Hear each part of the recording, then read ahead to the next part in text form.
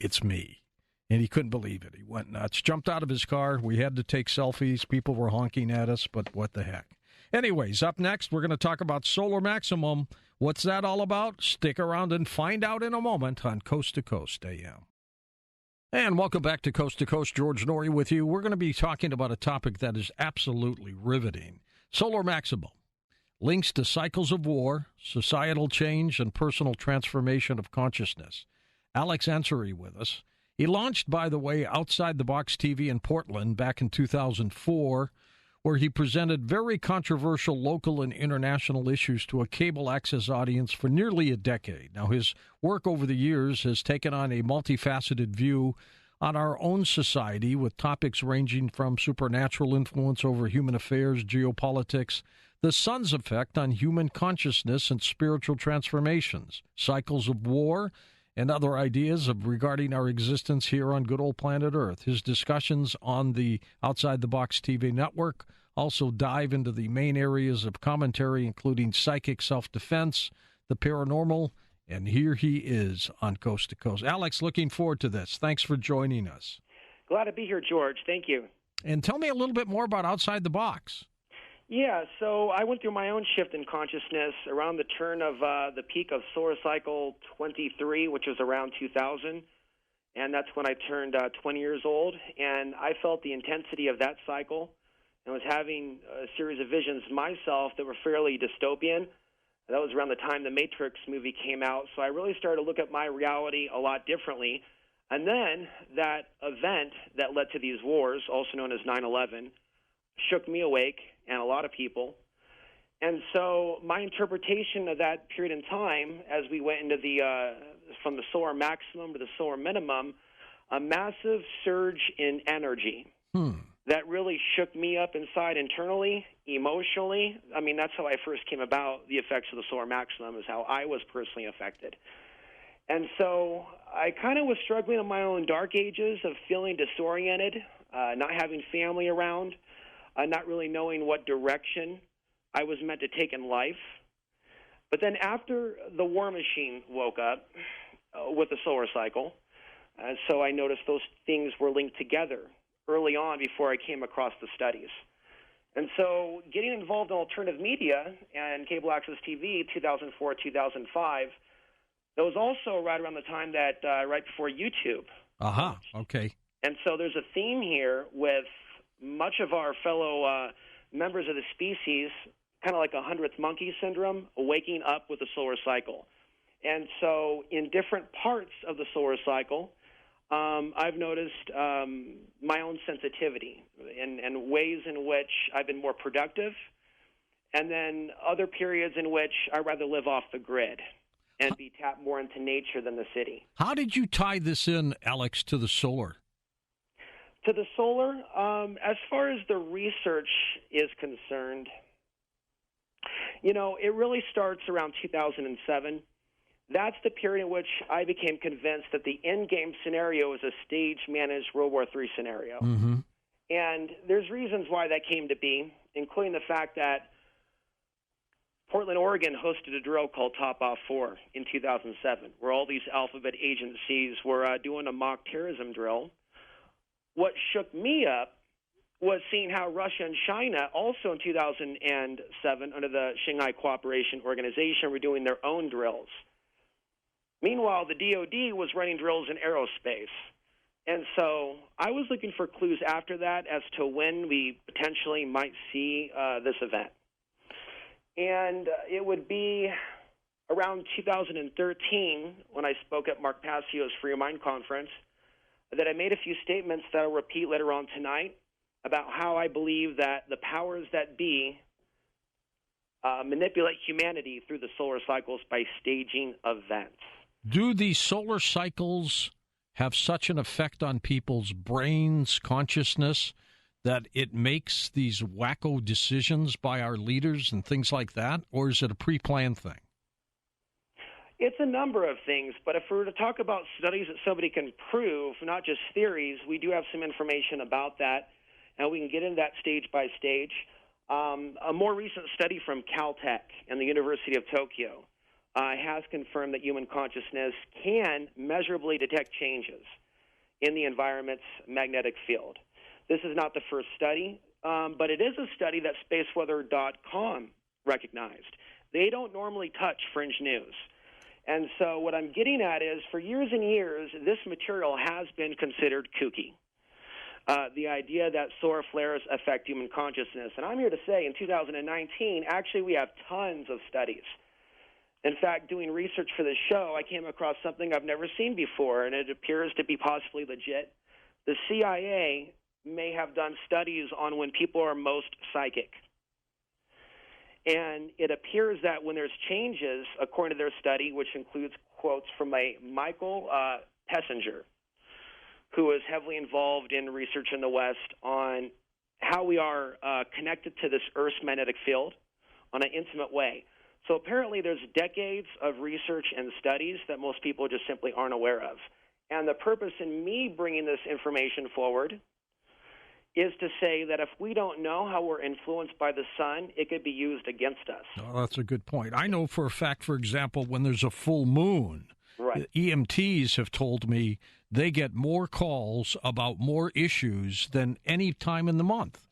So, there are effects on people's brains. On the topic of moon, they did a study in the year 2000 where they looked at 1,400 people. It was a Finnish study.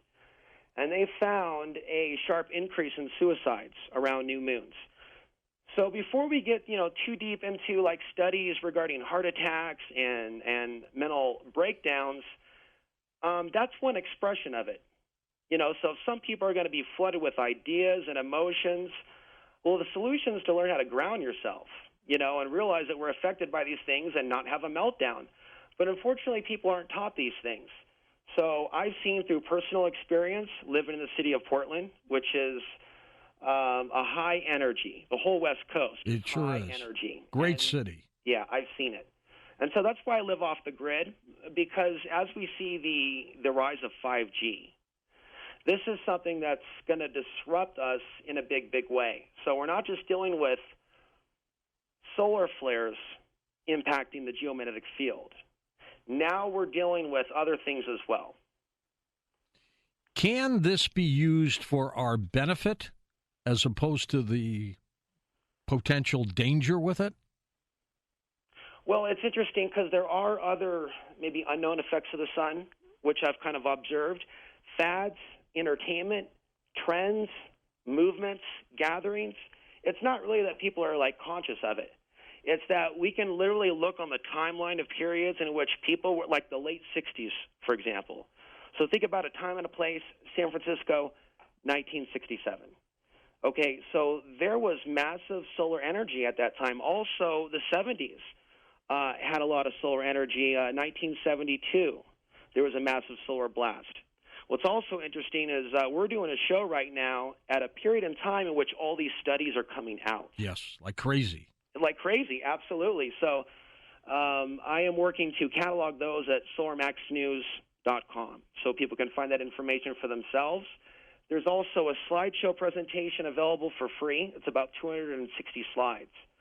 And in those slides, there's various quotes, like from New Scientist, for example, their 2008 report on geomagnetic storms being linked to suicides. But going back to the question about how we can use this for the positive, ultimately we can empower ourselves to move our lives forward. Somebody, for example, by realizing that there's a trend correlation with geomagnetic storms, may choose to, there's a number of different things, maybe launch a business, a new project, a new website, but also on the cautious side, because I look at the positive and negative of the solar maximum and minimum. Based on my experience, it's not all one way. We should be kind of neutral with this. But on the concern side, if someone's in a bad neighborhood where there's a lot of gang warfare, and that stuff really pops off when the solar flares are active. Look at Chicago murder rates. Good point. And so if someone knows that there's a predisposition to aggression in their neighborhood, they may choose to move away before the solar max hits. And so that's the advice. I'm really bringing this information to help the most people. Alex, we're going to take a quick break. We'll come back and talk more about your work, Solar Maximum. I'm George Norrie. We'll be back in a moment on Coast to Coast AM. And welcome back to Coast. Alex Ansary with us. His book, Solar Maximum, his websites are linked up at coasttocoastam.com. And Alex, how can people see your Outside the Box TV? Yeah, so my YouTube is youtube.com/OTBTV news, and they can also find the website at Coast to Coast. And okay, great. Right now I'm choosing to step away from some of the other topics that I gave a lot of focus to, psychic self-defense, the supernatural. I feel that the solar flare information, it's all a matter of when the information is delivered, because it's a matter of society being receptive to it. And so people are looking for hope. They are looking for maybe some sort of a solution that we can take that's peaceful as we go through these dark days ahead. So I've been doing some soul searching. There's a lot of certain things that I don't want to use the prediction word at all, more like speculation. So I've speculated about certain things, and I don't want these things to happen. And so if there is something to the power of collective thought, that's kind of where I want to take Outside the Box TV into the future, taking a look at the solar sciences and just areas in which people normally aren't looking. Over the years, the themes have generally been off-grid living, looking at the sun, looking at geopolitics. One thing I learned about the paranormal, one has to stay very strong. If they're going to be going in a direction talking about the archons and rays and UFOs, it's actually something that creates some strange energy in one's life. So by jumping into this stuff young at 24 without knowing any better, I opened myself up to a lot of weird stuff. Well, it's like playing with a Ouija board. Yep. Same kind of thing. And so people are looking for hope right now at a time in which I believe that they want to program us to not have any hope, and by design to be at each other's throats. And, this 5G thing that's being rolled out is in the hundreds of gigahertz, apparently. Yeah. And it's something that our bodies are just not prepared for. I'm a little concerned about that. I mean, these signals are going to be bombarding us from everywhere, aren't they? It is. And so let me just say this briefly. My unique take on the sun is, how do we know that the solar flare kill shot isn't divine intervention when the robot apocalypse is upon us? Or just cut to the chase. We don't. In the end, I think that the sun may be a liberator from a worst-case scenario. Where do we stand with the next solar cycle? What's up there with that? Okay, that's a good place to start, because in looking at where we are now, we're in a minimum, but the next cycle is expected to start anywhere between later on this year to 2020. They expect the peak to be at 2025. And that's where this geopolitical conversation is coming up. It's because of all these things that are taking place in the world. And even if we're in a solar minimum, like we are now, it doesn't mean that it's boring. We're still sensitive to solar flares. The Earth's magnetic field is getting weaker, moving towards Siberia, 30 to 40 miles per year. And so, according to Burl Payne, another researcher on the solar effects, he indicates from his research that we often see the start of wars on the beginning of the sunspot cycle rise. Wow, that's and bizarre. Sometimes on the descent, kind of like right before the centralization of all that energy. And so let me just read something from NASA on the scientific view of the sun. Okay. So they predicted 2025, and they're concerned about the cycle disrupting their Moon and Mars missions. And they claim that the forecast model shows the weakest cycle in 200 years. The maximum of this next cycle, measured in terms of sunspot numbers, could be 30 to 50% lower than the recent one. They've also looked at, over time, by the way, the sun's grand conveyor belt speed as a factor to try to predict the next cycle's intensity. So we have a weakening Earth's magnetic field. We're right now being increasingly affected by cosmic rays from weather balloons in Northern California. They've detected an 18% increase since 2015.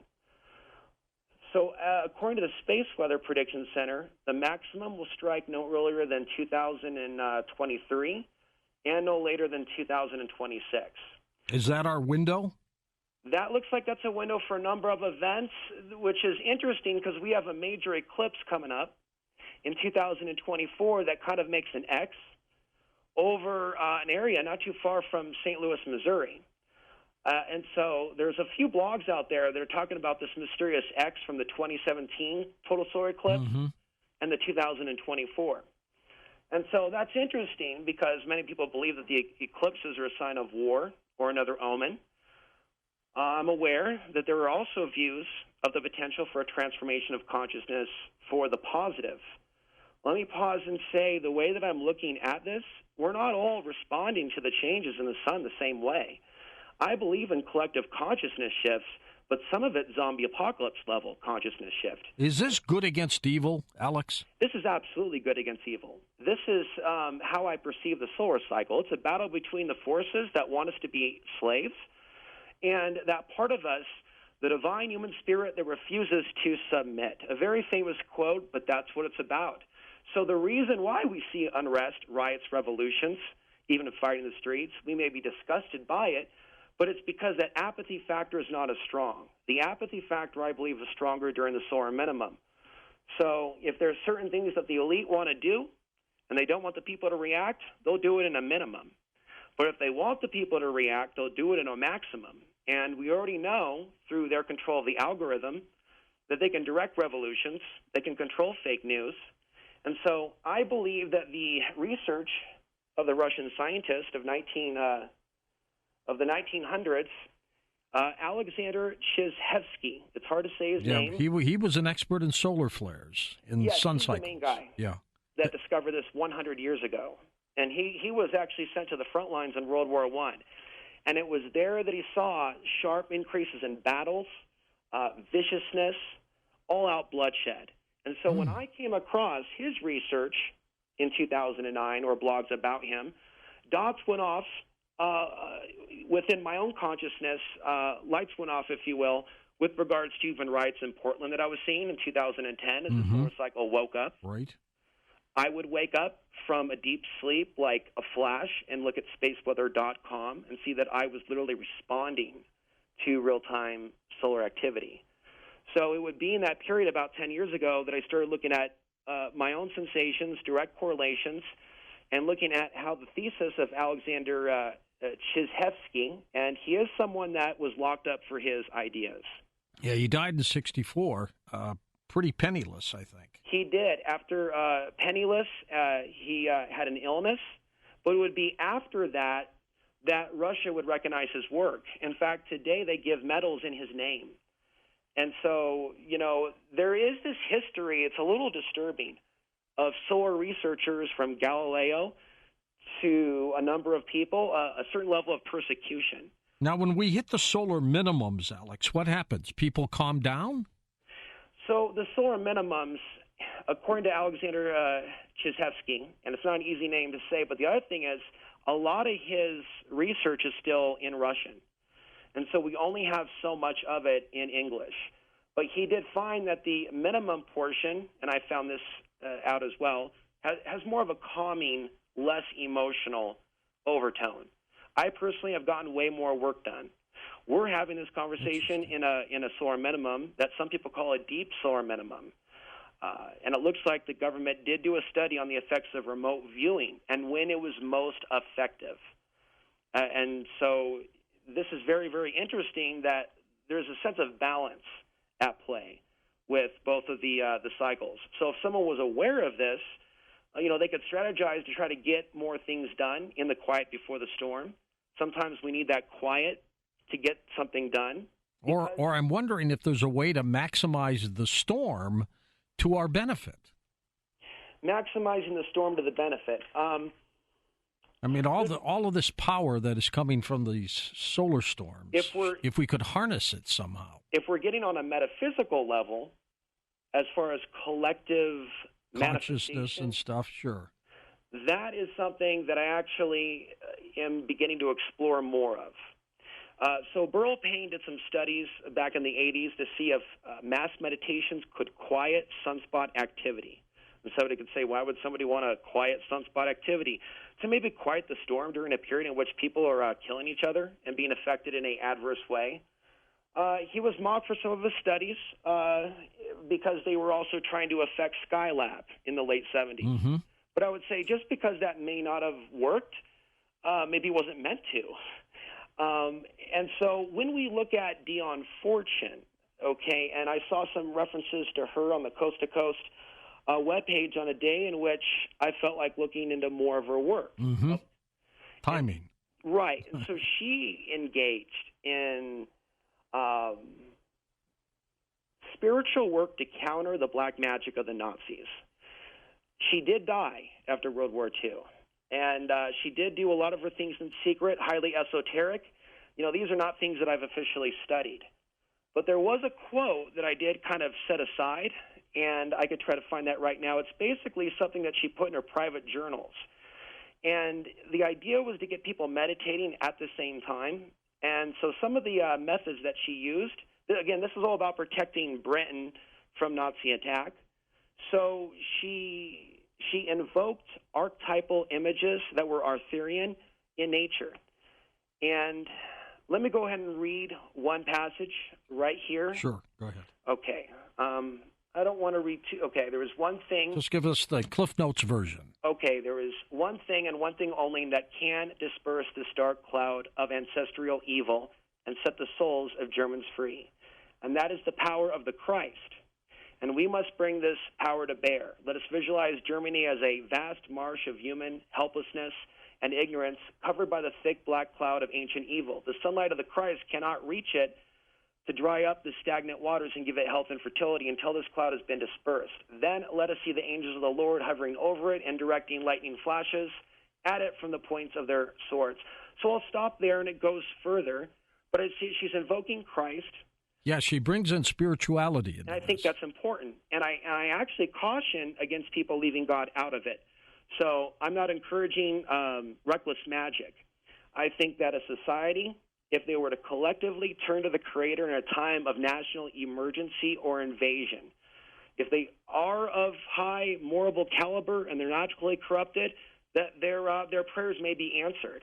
But people just trying to work the elemental forces without bringing God into it and maybe doing nefarious things themselves, I think that just brings bad luck.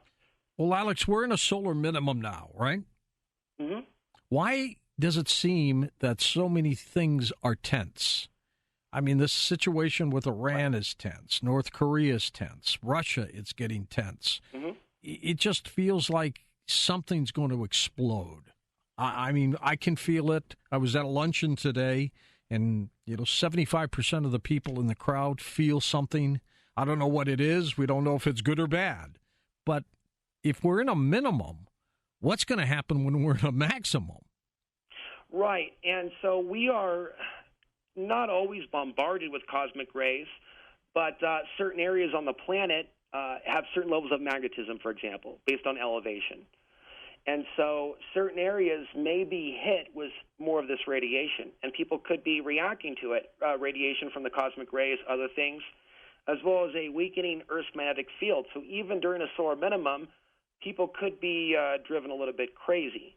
As far as the technology, it's not natural even for the 5G, or the 4G rather, and some of the other technologies that have become so normal. So those things are going to catch up. In this minimum, by the way, there are some crop losses that have a lot of people concerned. Of course, you've had suspicious observers on. There's many channels that specifically focus on between now and 2030. So, when we talk about UV radiation and other things that are taking place, they do admit health risks from these high-energy particles. Oh, sure. But there aren't any actual studies that I know of specifically on cosmic rays. But here's what I can say. I've watched all the things taking place in my hometown regarding Portland, Oregon's unrest. And ever since 2015, it's just gotten worse.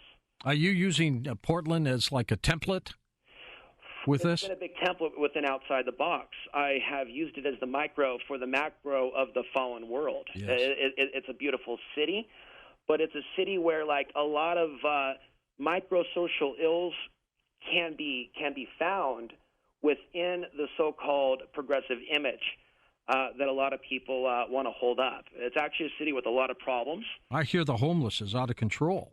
Oh, all across the West Coast. And, this gets into solutions regarding dealing with solar flares, wars. Off-grid living is not allowed as it used to be, including overnight parking as more people become homeless. more overnight parking signs are popping up. And America needs to put aside its political differences and realize that, in my opinion, no one politically is standing up for the homeless and recommending solutions other than the welfare state, so-called affordable housing, Section 8. It goes on and on. Alex, hold on for a sec. We'll take a quick break. Let's come back, talk more about this and these solar flares. And also, we'll take phone calls next hour on Coast to Coast AM. Thank you for listening to Coast AM on our official YouTube channel. I'm your host, George Norrie, and don't forget to visit the Coast Insider membership area on coasttocoastam.com, where you can access our past, upcoming, and classic shows.